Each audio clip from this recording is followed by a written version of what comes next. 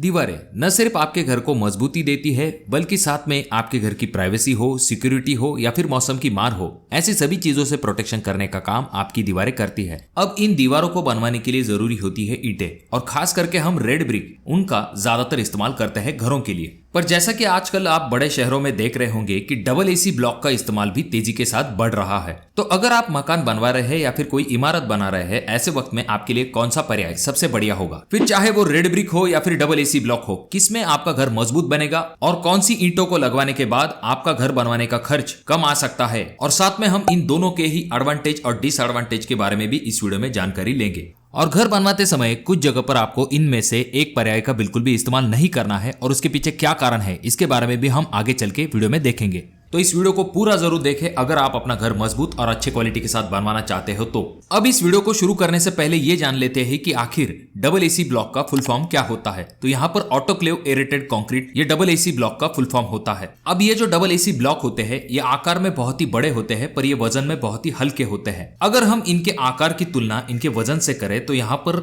ईंटों की तुलना में इनका वजन बहुत ही कम होता है। हालांकि वजन कम होने के भी अपने फायदे होते हैं, जिनके बारे में हम आगे चल के देखेंगे। अब बात करते हैं इन दोनों के साइज के बारे में। तो रेड ब्रिक जो है आपको 3 inch by 4 inch by 9 inch के रेगुलर साइज में कहीं पर भी अवेलेबल हो सकती है। वहीं पर अगर हम डबल एसी ब्लॉक के साइज के बारे में बात करते हैं तो जैसा कि आप यहाँ पर देख सकते हो, डबल एसी ब्लॉक का साइज जो है वो ज्यादा होता है। और डबल एसी ब्लॉक के जो साइज है उनमें आपको 3 ऑप्शन मिल जाते हैं। पहला होता है 4 inch by 8 inch by 24 inch, दूसरा 6 inch by 8 inch by 24 inch, और तीसरा ऑप्शन होता है 9 inch by 8 inch by 24 inch. तो इन तीनों साइज में आपको डबल एसी ब्लॉक अवेलेबल होते हैं। अब जैसे कि आपको पता होगा, रेड ब्रिक हमारे देश में आपको कहीं पर भी मिलेगी, फिर चाहे वो शहर हो या फिर ग्रामीण इलाका हो। पर उसी तरह से जो डबल एसी ब्लॉक है वो हर जगह पर इजीली अवेलेबल नहीं होते हैं। तो अब ये जानते हैं कहां पर रेड ब्रिक या फिर डबल एसी ब्लॉक इस्तेमाल करना सबसे ज्यादा फायदेमंद साबित होगा। तो सबसे पहले ये जान लेते हैं कि कहां पर हमें डबल एसी ब्लॉक का इस्तेमाल नहीं करना है। तो पहली चीज, यहाँ पर जो लोड बेरिंग स्ट्रक्चर होते हैं वहां पर आपको डबल एसी ब्लॉक का इस्तेमाल नहीं करना चाहिए।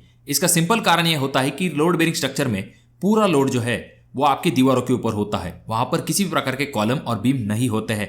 इस वजह से यहां पर आपको डबल एसी ब्लॉक का इस्तेमाल नहीं करना चाहिए, क्योंकि उनकी कॉम्प्रेसिव स्ट्रेंथ रेड ब्रिक इतनी नहीं होती है। वहां पर आप रेड ब्रिक का इस्तेमाल कर सकते हो, पर याद रखिए आपकी दीवार की मोटाई कम से कम 9 इंच तक होनी चाहिए। और जो दूसरी जगह है जहां पर आपको डबल एसी ब्लॉक का इस्तेमाल नहीं करना है, वो जगह होती है प्लिंथ लेवल के नीचे। जो प्लिंथ लेवल के नीचे की जगह होती है जहां पर हम फीलिंग मटेरियल भरते हैं, तो वहां पर हॉरिजॉन्टल लोड भी होता है जो कि दीवारों को बाहर की तरफ ढकेलता है। अगर आपने वहां पर डबल एसी ब्लॉक का इस्तेमाल कर लिया तो आपकी दीवारें जो है उनमें आपको क्रैक दिखाई दे सकते हैं। और जब भी आप डबल एसी ब्लॉक का इस्तेमाल करने वाले हैं तो पहले आपको कॉलम को बनवा लेना है, उसके बाद स्लैब को कास्ट कर लेना है, और उसके बाद जाकर आपको डबल एसी ब्लॉक का काम शुरू करना है। क्योंकि जैसा रेड ब्रिक के साथ किया जाता है, वहां पर ईंटों की चिनाई पहले की जाती है, उसके बाद में कॉलम को कास्ट किया जाता है, और उसके बाद जाकर स्लैब को कास्ट किया जाता है। तो स्लैब का पूरा लोड जो है वो दीवारों के ऊपर डायरेक्टली आ जाता है। तो रेड ब्रिक जो है उनमें एक अच्छी कॉम्प्रेसिव स्ट्रेंथ होने के कारण यहाँ पर आपको क्रैक दिखाई नहीं देंगे। पर वहीं पर अगर आप डबल एसी ब्लॉक का इस्तेमाल करेंगे तो यहाँ पर आपको क्रैक दिखाई दे सकते हैं। इस वजह से पहले कॉलम और स्लैब दोनों को कंप्लीट कीजिए, उसके बाद जाकर आपको डबल एसी ब्लॉक का काम शुरू करना है। अब यहाँ पर ध्यान देने वाली बात यह हो जाती है कि जहां पर आपका कॉलम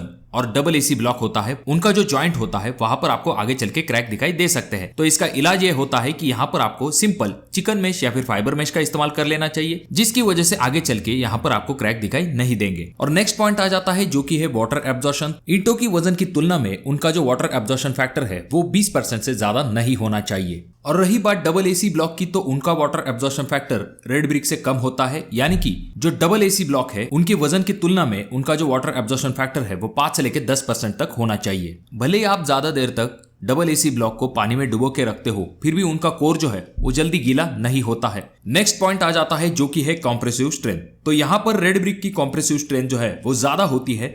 IS कोड 3495 के अनुसार रेड ब्रिक की कॉम्प्रेसिव स्ट्रेंथ जो है वो 7.5 न्यूटन पर mm स्क्वायर से लेके 10.30 न्यूटन पर mm स्क्वायर तक आपको मिल सकती है। और दूसरी तरफ जो डबल एसी ब्लॉक है उनकी कॉम्प्रेसिव स्ट्रेंथ आपको IS कोड 2185 अनुसार 3 से लेकर 4 न्यूटन पर mm स्क्वायर तक आपको मिल जाती है। यानी कि जो डबल एसी ब्लॉक है उनसे रेड ब्रिक की जो कॉम्प्रेसिव स्ट्रेंथ है वो 2 गुनी होती है। नेक्स्ट पॉइंट आ जाता है जो कि है ड्राई डेंसिटी। तो यहाँ पर जो रेड ब्रिक है उनकी ड्राई डेंसिटी 1600 kg पर m क्यूब से लेके 1920 kg पर m क्यूब तक होती है।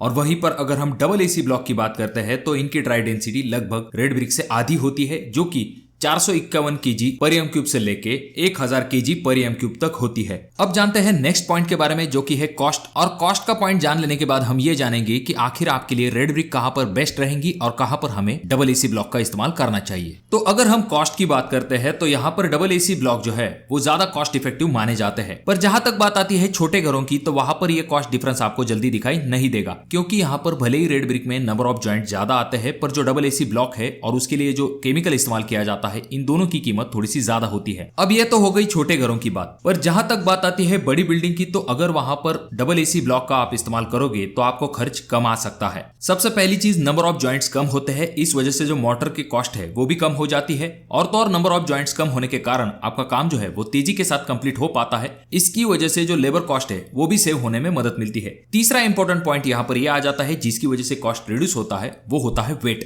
जी हाँ, जैसे कि हमने देखा कि डबल एसी ब्लॉक का वेट कम होता है, इस वजह से जो बड़ी बिल्डिंग है उनका ओवरऑल वेट जो है वो कम हो जाता है। बिल्डिंग के ऊपर डेड लोड कम होने के कारण यहाँ पर स्टील का जो कॉस्ट है वो 15% तक सेव हो जाता है, और कंक्रीट के ऊपर होने वाला कॉस्ट जो है वो 7% तक सेव हो सकता है। और 15% तक अगर आपने स्टील की कॉस्ट को सेव भी कर लिया तो बड़ी बिल्डिंग में ये अमाउंट बहुत ही बड़ी हो जाती है। तो इसीलिए आपने आजकल जो बड़ी इमारतें बनती है वहां पर आपने डबल एसी ब्लॉक का इस्तेमाल ज्यादातर देखा होगा। अब नेक्स्ट पॉइंट आ जाता है जो कि है लाइफ स्पैन। तो यहाँ पर जो रेड ब्रिक है उसका लाइफ स्पैन डेफिनेटली ज्यादा होता है, जो कि एज पर सीबीए यानी कि क्ले ब्रिक एसोसिएशन के हिसाब से 500 साल तक आप जो है रेड ब्रिक की लाइफ को कंसीडर कर सकते हो। उसके बाद जो डबल एसी ब्लॉक है उनकी लाइफ को as per double AC India 100 साल तक आप कंसीडर कर सकते हो। अब ये जो लाइफ स्पैन है ये ईंटों की क्वालिटी और साइट कंडीशन पर भी डिपेंड करेगी। अगर हम फायर रेजिस्टेंट की बात करते हैं तो यहाँ पर ये पॉइंट जाता है डबल एसी ब्लॉक की तरफ, क्योंकि ये 4 घंटे तक फायर को रेजिस्ट कर सकता है, वहीं पर रेड ब्रिक जो है वो 2 घंटे तक फायर को रेजिस्ट कर सकती है।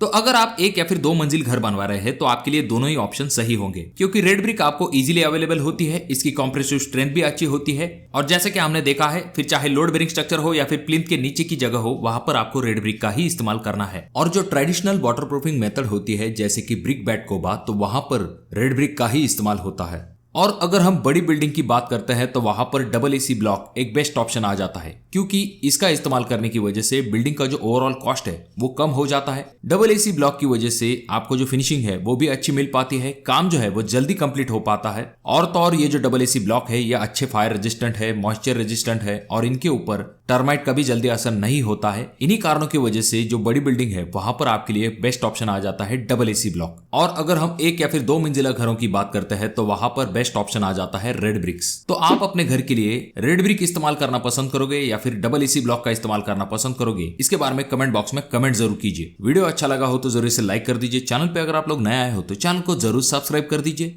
और इन तीनों वीडियो में से कोई एक वीडियो आपके जरूर काम में आ सकता है।